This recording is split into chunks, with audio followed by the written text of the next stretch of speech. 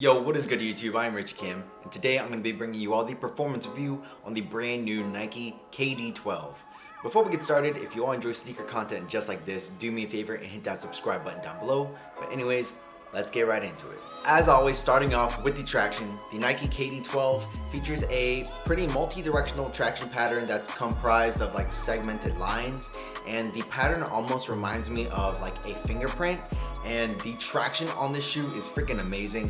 Whether I was playing on a clean court or a dusty court, I never had any problems.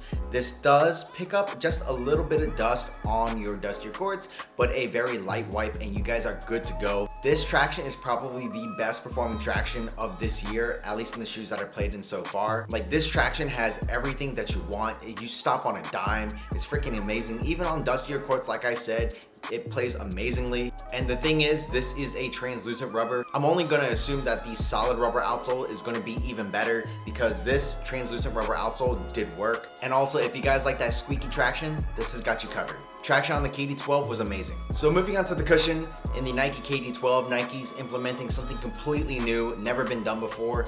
And what they've done is actually they've stitched the Zoom airbag to the upper rather than there being a strobel board that separates the cushioning from your foot. So your foot is sitting directly on top of the cushion and it feels amazing.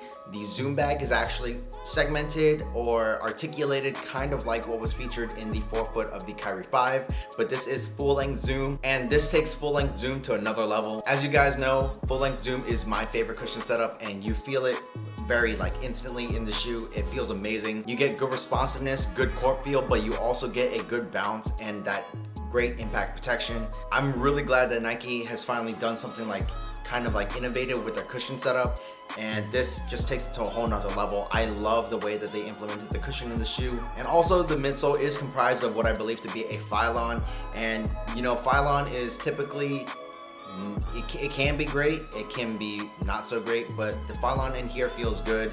And what they've also done to make the shoe lighter is they've actually hollowed it out, and you can see the holes through the bottom of the outsole. The cushion setup in the KD12 is awesome. I have no complaints about the cushion setup at all. So moving on to the materials, Nike says that they use a multi-layered mesh. So I believe the base upper of the shoe is that mesh with some quad axial flywire that runs throughout the shoe, which provides multi-directional dynamic containment. At least that's what Nike says.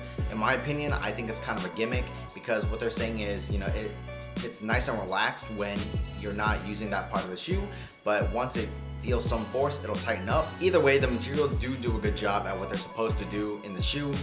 They don't feel the most premium, which is kind of a letdown, but it is what it is. And what makes this a multi-layer mesh is they actually put a screen mesh around most of the shoe.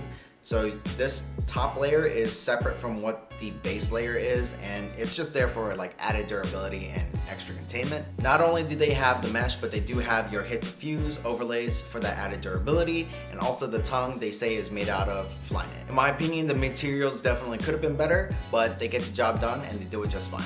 So moving on to the fit, I think the KD12 runs true to size. I am a slightly wide footer and I felt perfectly fine going true to size. You do feel a little bit of pressure up in the forefoot area, but it's nothing much. It doesn't cause any pain or discomfort. It's just a little bit of pressure, and it does tend to go away after a little bit of break-in time. Overall, I would definitely say this gives you a pretty good one-to-one fit. I do like the way that they incorporated everything into the shoe to make sure that the materials do their job and make sure they hug your foot into the shoe. For me, I had no complaints about the fit. So moving on to the support, the KD12 has awesome support.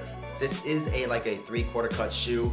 It's not a mid top and it's not a high top. I would say it's pretty good in between spot. And you know, if you guys like the feeling of something around your ankles, I would say this can actually satisfy those people and people who like a low cut shoe. Because you know, I prefer low cuts, but the 3/4 cut on this shoe didn't bother me at all. It actually feels really nice. This shoe does also have an internal heel counter, which helps lock your foot in, and along with the sculpting in the back of the heel area, your heel's not going to slip up at all. Up in the forefoot area, I didn't have any side-to-side movement on the footbed, and upon lateral movements, I never had any feelings of instability, so I'd say this shoe has got you covered on support pretty damn well. The KD12 retails for $150, and for $150, I would definitely say this is worth it. It's honestly the best performer this year in my opinion.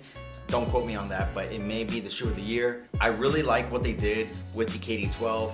The past KD models have been a complete letdown, and the KD12 definitely stepped it up. The only thing that I think could have been a little bit better is the material usage on the shoe, because it's definitely not the most premium feeling, especially for the price point, but everything else that you get for that price is amazing. And like I said, you know, the traction is awesome, whether I was playing on clean courts or dusty courts, and also the cushion setup in the shoe is freaking amazing. This is probably the best implementation of Nike Zoom that they've done in a shoe, at least as of recently. So kudos to Nike for that. If you all were interested in buying a pair of these KD12s, I would definitely recommend it. These are going to be in my rotation for a while. It's honestly just an amazing all-around shoe to play in. That's pretty much it for this performance review. If you guys like this video, do me a favor and hit that subscribe button down below, and also smash that thumbs up button for me, as it really does help me out. While you guys are at it, check out this video on my left and on my right, and that's pretty much it. Until next time, peace.